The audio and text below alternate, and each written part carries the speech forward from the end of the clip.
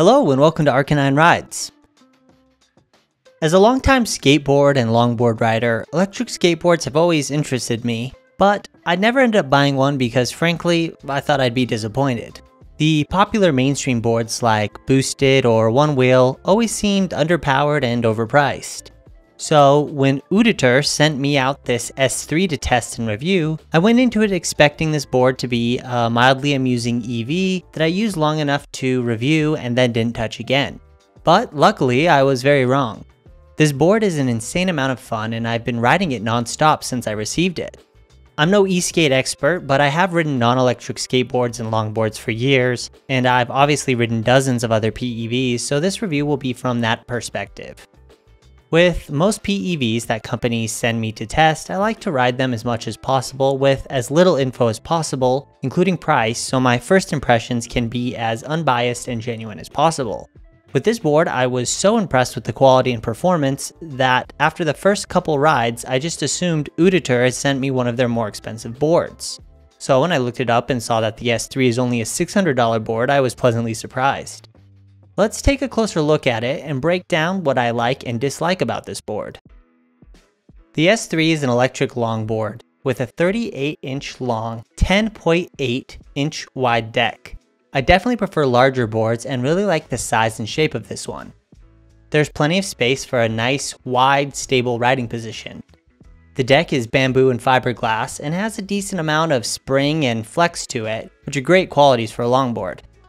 The deck sits over 5 inches above the ground, so it's quite high, but this does make sense given all the electrical components built into the bottom of the board.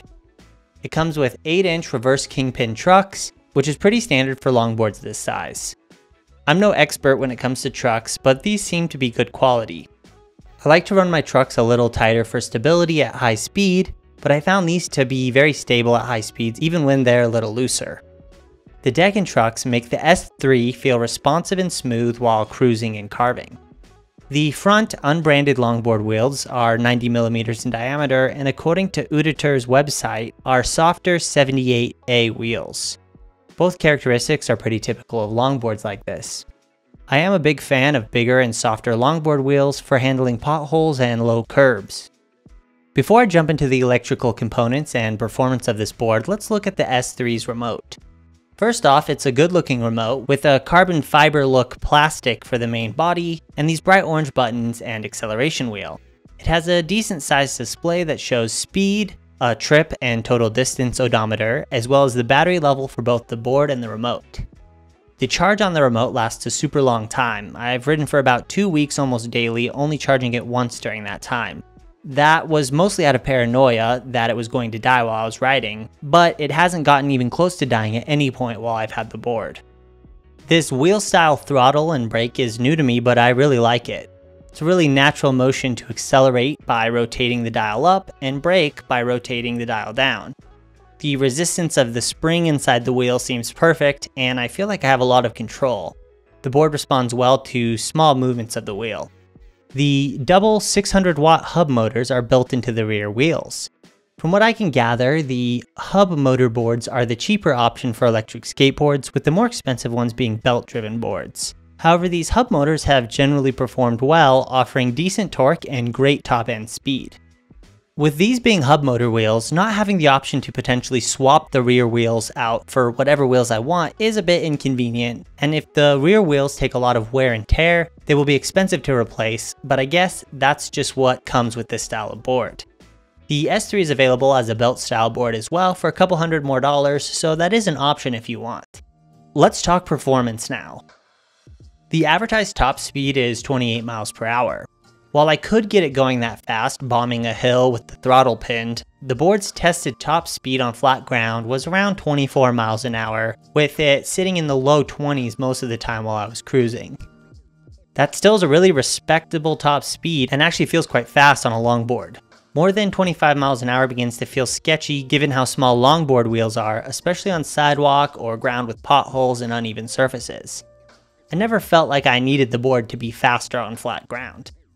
The acceleration is pretty impressive as well. While I do have a lot of riding experience, it took me a day or two to get fully used to how zippy the board is when taking off and how to properly distribute my weight for accelerating and braking.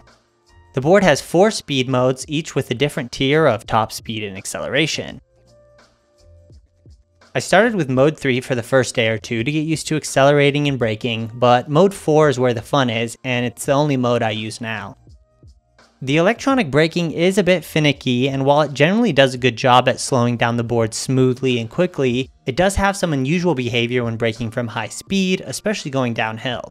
I found that from speeds above 24 miles an hour, engaging the brake even fully slows down the board very slowly, and then once the board slows down to around 20 miles an hour, if you already have the brake engaged, it causes the board to stop super abruptly.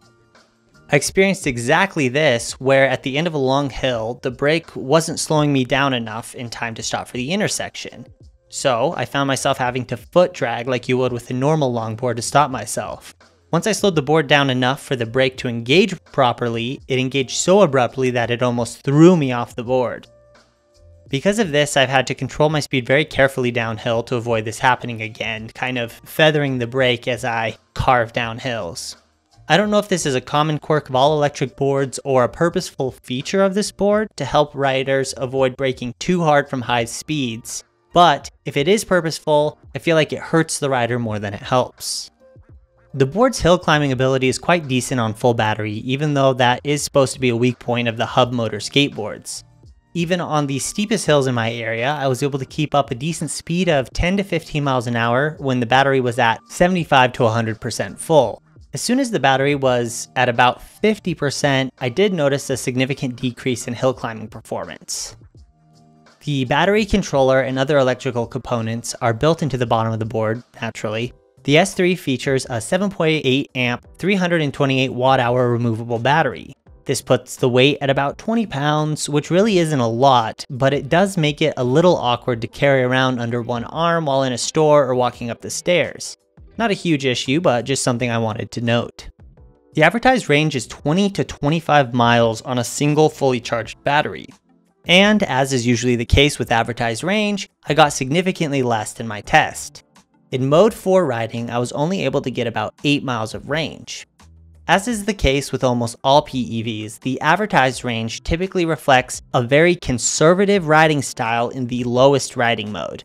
Nevertheless, I still think 8 to 10 miles of range is really reasonable for a board like this, especially given the battery size. This should be more than enough to let you cruise around locally for a while, or for a last mile / shorter commute. Let me also touch on some other things I noticed during the range test. As I mentioned, I noticed a decent dip in performance after about 4 miles of riding. It was the most noticeable uphill, where the board would slow to a crawl. The flat ground performance was still fine through the entire battery, though the acceleration took a small hit about halfway through as well. Just keep this in mind if you live in a hilly area or have an uphill commute. Losing a bit of performance as a battery gets used up is common in PEVs, and I don't think it has a huge effect on flat riding conditions. I still got close to an hour of riding use out of the battery. The S3 also has the option to ship with an extra battery, and I actually highly recommend paying for the extra one, especially for commuting. Being able to use the entirety of your first battery to get to work or school, and then have an extra for the ride back home that easily fits in your backpack is a really convenient option. The battery swap is surprisingly easy to do and takes me less than a minute. This board is also IP55 water and dust resistant, so rolling through puddles and riding on dusty or salted roads shouldn't be an issue. Let's look at the other accessories that Uditer sent out to me. The accessories do not come standard with the board, they are an extra purchase, so keep that in mind. One of the big things that Uditer emphasized when telling me about this board was the ability for it to be converted into like a pseudo scooter by installing a set of handlebars. Let me start by saying that I think that this is a really gimmicky concept that very few people will have a real use for, but let me explain this and let's look at it closer. So first, an adapter is needed for the handlebars, and you have to install it by removing the front trucks from the board. I removed the rear trucks on accident in this clip, but by the time I realized it, the adapter was already installed, and also it doesn't matter a ton because the board can actually be used in either direction by flipping the bottom switch on the remote. In any case, the adapter was a pain to install and the grip tape had to be removed to get access to the truck bolts. Once the adapter was in and I screwed in the handlebars, I took it out for a quick little test run, and to be honest, I completely hated it. I actually disliked it so much that I completely forgot to get any footage of me riding the board with the installed handlebars, because I literally took the board back and took them off and then removed the adapter later. Let me just quickly explain what's wrong with having handlebars on a skateboard like this, especially this style of installing them after the fact. First, you stand on a scooter in a much different way than you do on a longboard. Adding handlebars kind of naturally makes me want to change my foot stance, which leads to less control of the board, and you're not actually riding it correctly if you stand on it like a scooter. Next, handlebars on a regular scooter can be turned to help with steering, but these ones on the board can't. They aren't really anything but something to hold on to steady yourself. And while that doesn't seem that bad, I think they promote bad habits if you're trying to learn how to ride a board for real. You have to learn to lean and shift weight correctly, and these handlebars just make everything awkward and don't teach anything. They cause you to rely on them to steady yourself while you're riding, which doesn't teach you correct principles. Applying weight to them also puts a ton of unnecessary stress on the board and on the bolts, and it just made me really nervous to yank them around while I was riding. The handlebars also make a ridiculous amount of noise with like metal on metal jangling constantly, and they're also really short and awkward to grab for anyone tall. So I had to lean way over to touch them, and I ended up putting a ton of my weight on the handlebars while I was riding. So generally, just avoid these. If you want to ride this like a scooter, then you might as well just buy a scooter. But don't let this strange accessory distract you from how great of a board this is. It has been the perfect board to introduce me to the world of electric skateboarding. Definitely give this board a look if you want a fun, quality board at a good price. The link to it will be down below in the description, and there will also be a discount code there. Thanks for watching. Be sure to like this video if you enjoyed it, leave a comment or a question below, subscribe for more PEV content, and I'll see you in the next one.